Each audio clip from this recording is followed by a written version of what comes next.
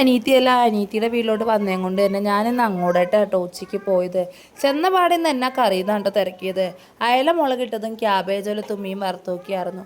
തത്ത സ്കൂളിൽ പോയേക്കണേം കൊണ്ട് തന്നെ തത്തയുടെ സാധനങ്ങളൊക്കെ എടുത്തു വെച്ചുകൊണ്ട് ഇവൻ കളിക്കിറങ്ങിയ കണ്ട. വണ്ടിയിലിരുന്ന് ഇറങ്ങിയ സാധനത്തിന് അതേപടി ഞാൻ നിലത്ത് കൊണ്ടു വെച്ചതാ. 5 മിനിറ്റ് അപ്പത്തേക്കും എണീറ്റ്.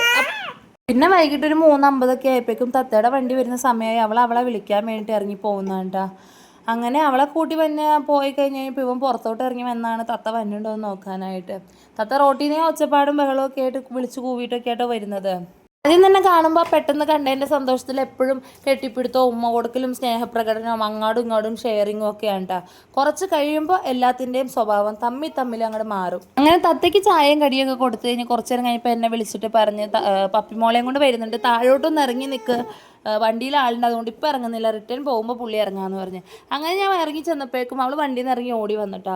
അവൾ വീട്ടിൽ പോയി അവക്കടെ യൂണിഫോമൊക്കെ മാറ്റി അവക്കടെ കൈ കിട്ടിയൊരു ഡ്രസ്സൊക്കെ എടുത്തിട്ടുണ്ടാട്ടോ അവൾ പോകുന്നത്. അങ്ങനെ വൈകിട്ടത്തേക്കുള്ള പ്രിപ്പറേഷനിലാണ് അടുക്കളയിൽ. രാത്രി ചിക്കൻ വറുത്തിട്ട് കറി വെക്കാമെന്ന് വെച്ചിട്ട് ഞാൻ ചെന്നപ്പോഴേക്കും അവരെന്നോട് പറഞ്ഞു ചിക്കൻ അടി പിടിക്കാണ്ട് നോക്കിക്കോളാൻ പറഞ്ഞ് ഏൽപ്പിച്ചിട്ട് പോയി. അതുകൊണ്ട് തന്നെ പകുതി മുക്കാൽ എൻ്റെ